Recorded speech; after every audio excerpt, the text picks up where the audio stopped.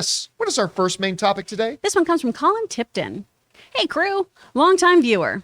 Another one bites the dust as Variety confirms that Bruce Timm, J.J. Abrams, and Matt Reeves' animated series Batman Caped Crusader is no longer coming out. I'd love to say that this was a surprise, but with how many animated projects have been erased from HBO Max, this news is anything but surprising. It's clear animation doesn't have a future on the streaming giant. Were you excited for this show, and what are your thoughts? All right, thanks a lot for sending that in, Colin. I was intrigued by the show. I was never excited by it. I mean, I was a big fan of the Batman originals, the original animated series. I mean, who didn't like that show? I mean, that was great. But I was not... but I was intrigued when they did the when they did the DC Fandom thing and they announced the Caped Crusader. Well, that's interesting. That's really interesting. So I would say, listen, I would have been tuning in for it. And by the way, I still will. But it has been axed at HBO Max, but Warner Brothers Animation is still making the show. And they're going to shop it around. They're going to find another home for it. So it'll be on there. What is really interesting about this is that a number of this wasn't the only one they canceled. But again, a number of these other shows will also be shopped at other networks. They also announced at the same time that a number of other animated projects are going to be, cut off the HBO Max thing, but HBO or Warner Brothers Animation will still continue to make them, try to shop them elsewhere.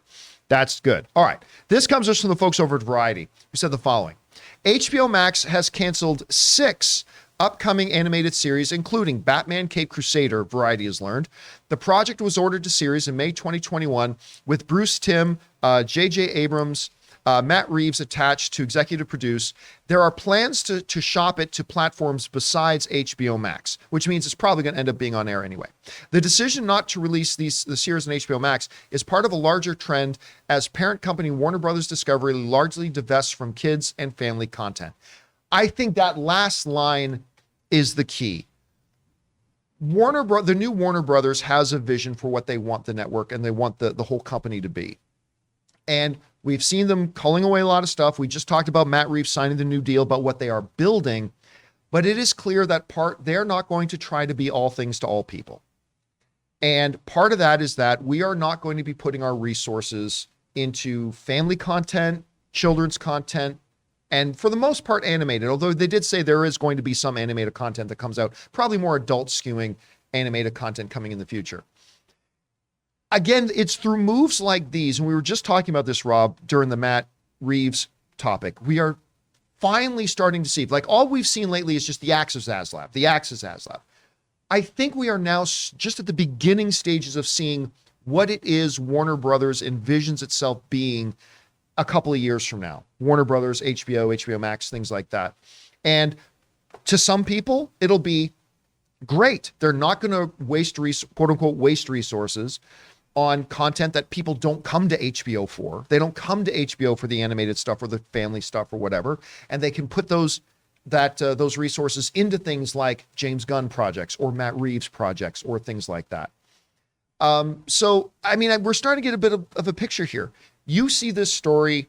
What stands out to you? I think a lot of people are going to be disappointed, but at least Caped Crusader will still be airing somewhere because Warner Brothers is still making it. What do you think? Well, I think it makes a lot of sense. I mean, if they're defining what it is they're going to be as a company. The Discovery side of things is already taken care of. They've had very successful non-scripted shows, and they're going to keep doing that. And those are more adult-oriented shows. And this is a highbrow, upscale company now, and they're going to keep it that way. Like we've talked about how HBO is, again, the Tiffany standard, those blue boxes with the white ribbons. They want to have those top flight shows. But I think also something else, I would say that this was kind of they have a really expensive J.J. Abrams deal, $500 million.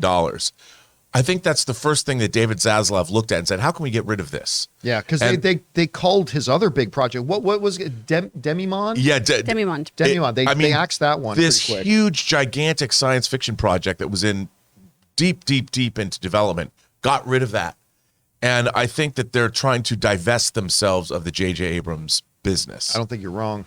And this is part of that, even though Matt Reeves comes from that Bad Robot stable of filmmakers. But I still think it's like that was from a different regime. That was a different deal. David Zaslav didn't make that deal.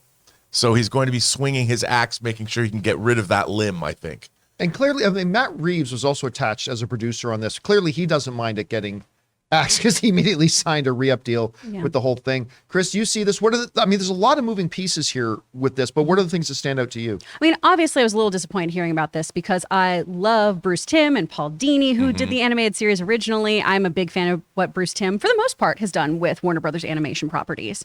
Killing Joke, not so much, but other Not so properties, much. very, very much enjoyed. I think it'd be remiss to not bring up how many animated projects have left HBO Max right now. And I don't know how that's working. I'm just speculating here. None of this is scripture by any means, y'all. But when you take away properties, it is another way to save money. You're not paying people residuals anymore. You're not paying people on the back end of having their shows be up and continue running on there. So that is another way that you can save money from this app before you find places for them. I'm just a little bummed out by this. I understand they're trying to figure out what they want to do and what they want their image to be. However, I have so many friends on the production side of this who are animators who have worked tirelessly, and their shows were just untimely ripped. They were just taken away very, very quickly. Hours and hours of work for people who worked through the pandemic without any breaks. And that's heartbreaking. Same with the voice actors who were building home studios and trying to figure out how to continue working during this time. To have their shows taken away just really, really upsets me. And I hope that Warner Brothers finds a home for them soon.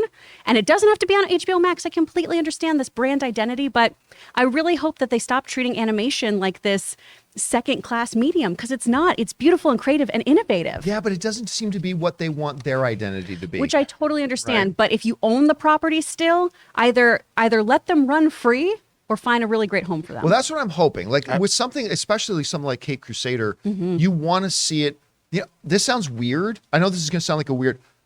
I actually see Peacock as a really good home for I'd love Caped Crusader. I really do. I think that fits in really well with there. Did you have someone there? Yeah, I just wanted to say the last three things I've watched, if you looked at whoever signed on to HBO Max on my TV, thank you, first of all, because I'm not subscribing to it. But the last three things I watched was the Batman and Superman and Shazam, that animated film, Right.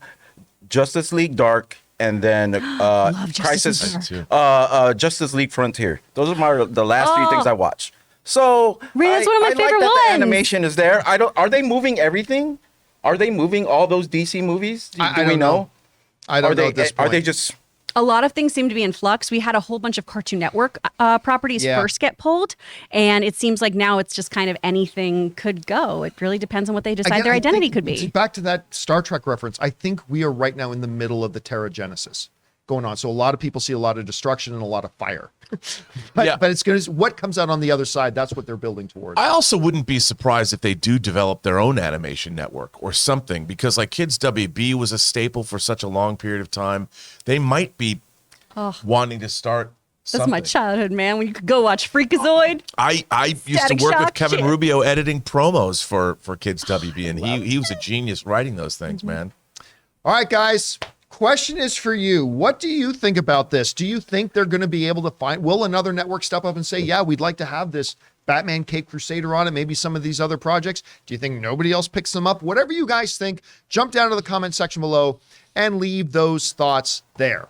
We want to take a moment and thank the sponsor of this video, Betterhelp. Guys, long gone are the days that we could afford to just ignore our emotional and mental health. And it's also time that we got over this idea that seeking emotional and mental health is some kind of sign of weakness. You know, when we want to get more physically healthy, we go to the gym and we're proud of that to get our physical bodies healthier and stronger. Well, it's time we gave the same kind of importance to our mental and emotional health, and that's where our friends at Betterhelp come in. BetterHelp is online therapy that offers you video therapy, on the phone, or even live chat only therapy sessions. And I know a lot of people have thought about starting therapy, but they get held up with the idea that it's going to be really expensive. Well, BetterHelp is much more affordable than traditional in-person therapy. So listen, guys, it's time for us to start taking our mental health far more seriously. Our listeners of the John Campea Show get 10% off their first month at betterhelp.com/Campea. That's betterhelp.com/Campea.